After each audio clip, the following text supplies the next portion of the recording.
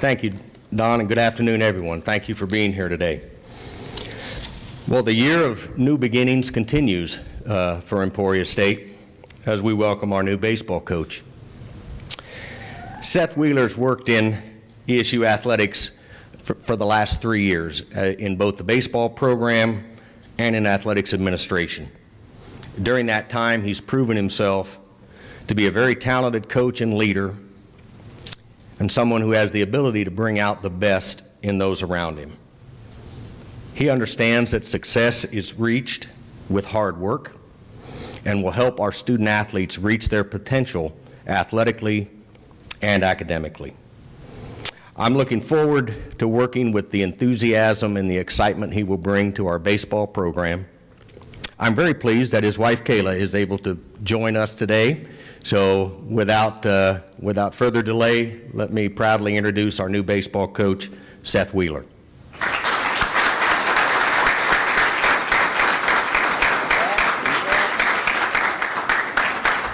Congratulations. I'm going to take this off. First off, Kent, I just want to thank you for the opportunity to even allow me in the discussion. And then Kent, Christy, Don, just thank you for the opportunity. It's not an opportunity that I take lightly. So I just thank you for allowing me to be a part of Emporia State and Emporia State athletics. To my wife Kayla and my entire family, you know, if there's anything that I've learned in this world, it's the power of loving somebody unconditionally exactly the way they are, while simultaneously expecting more out of them.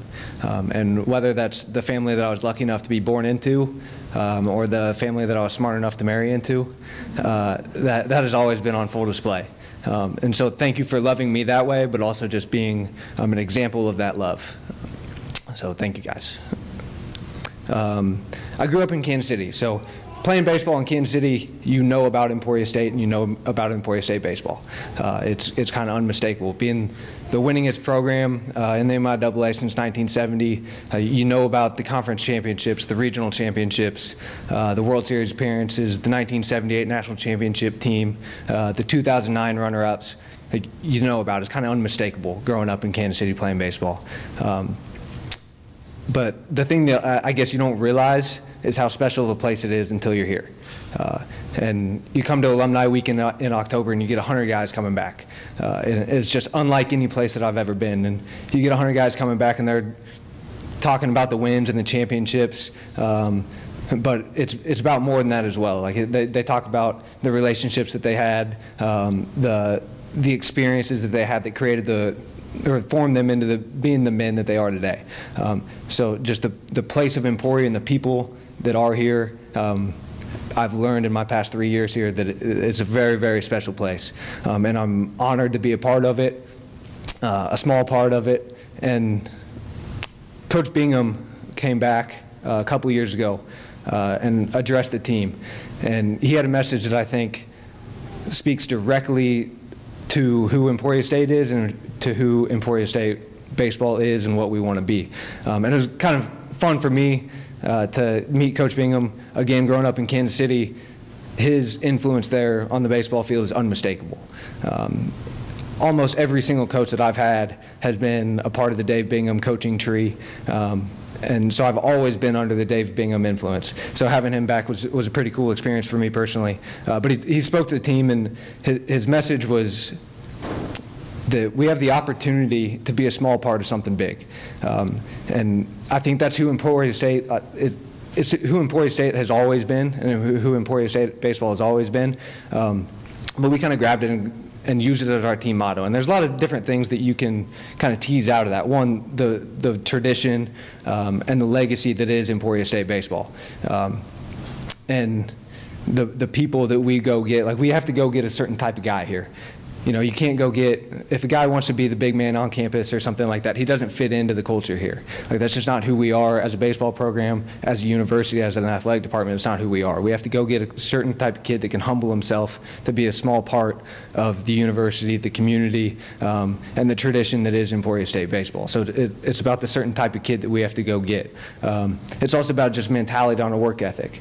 Like, Emporia State was built, the baseball program here was built, it didn't start at the tradition that it is now, right? Like, it had to be built here. And there's a bunch of people that were willing to sacrifice themselves for the good of the whole, that they were willing to sacrifice themselves for the guy next to them in order to build something special. And now you look back 30, 40, 50 years later, and Emporia State is what it is today. And from a work ethic standpoint, on a random November day in our indoor, you're doing a drill, and if you can view it as a small part of something big, it's not just a little drill, right? Like, if you view it as just a small thing that might not matter that much, you can blow that drill off. It's not that big of a deal.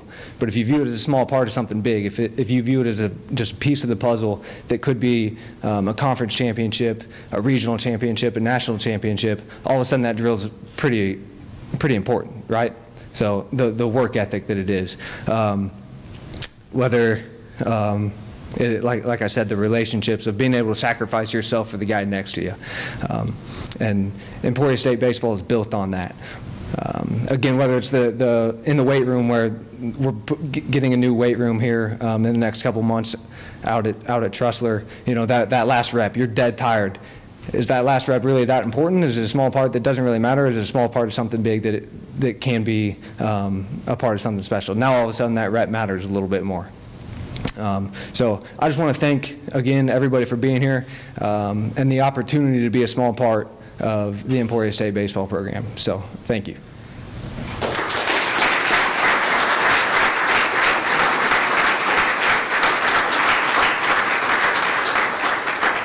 All right, if we have any questions, again, please just, even though Coach Wheeler knows a lot of you, probably if you could just give your name and who you're affiliated with just to help us out a little bit. Steve. Seth, Deacon Coleman with the Emporia Gazette. The ESU baseball press conference continues at Souter Alumni Center as Seth Wheeler is being introduced. Now questions from members of the media. Right now, Stephen Coleman from the Gazette. No, I don't think there's much thought behind that. Yeah, I mean, ever since I was a kid, I've always known that I wanted to coach baseball, and I've always wanted to be a head coach. So the opportunity to be the head coach at a university like Emporia State, it was a no-brainer for me. Seth, Matt Gaspar with Yeah. Jason T and Topeka. What is it about Coach Morelli the past 3 years that you've been able to learn? Next question is about the influence of Coach Finelli the last 3 years. I mean, I've been lucky enough. I mean, Coach Finelli 3 years ago, when he gave me a call, it was kind of out of the blue, and I wasn't expecting it. I'm not an alum from here. You know, obviously growing up in Kansas City, I knew the tradition and playing against Emporia State, it's always been something I admired. And Coach Finelli's always been a big part of that. The thing that Coach Finelli did a really good job of is developing relationships. Like he's always been is creating a culture and then continuing to develop those relationships. And I think that's who I am. I think that's a big part of the way that I was raised, is to continue to develop relationships and develop a culture. But the biggest thing that I'll take from Coach Finelli is developing relationships and a culture. Absolutely. Steve Sauer, KBOE. What do you see, Seth, as your biggest challenge? A question on what Seth's biggest challenge is. We got to beat Finelli, right? Yeah, no, I mean, for me personally, I don't know what I moved 10 feet, you know? Like my desk was 10 feet. I don't even know if it is 10 feet, honestly. It might be 8. So obviously, Coach Finelli has always told me that the difference between that chair and this chair is going to be a little bit different. But it's something that I'm extremely excited about. I think the nice thing for me is I don't have to learn a new university. I don't have to learn a new athletic department, athletic director. I know the guys on the team. If they weren't on the team last year, I recruited them. So I'm very familiar with the university and the team that we have. So I don't know if there's going to be a huge adjustment period.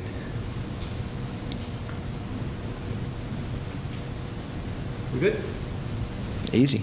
All right. Again, thank you again. Coach Wheeler's going to go up, do a quick interview with KVOE, and then we'll go available in the back on the backdrop for you. And again, thank you everyone for coming out again, and hopefully there aren't too many of these left over to do. So, thank you. Good job. People who may be looking at you and saying, of course, the 27-year-old is coming and taking a head coaching gig. How do you kind of just steer the course and make sure you just do Emporia State baseball?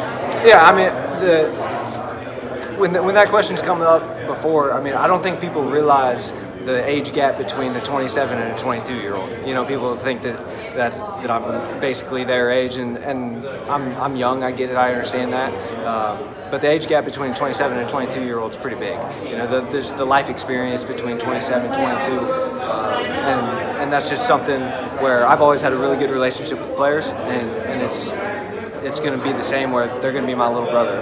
If I'm not old enough to be their dad, I don't want to be their dad.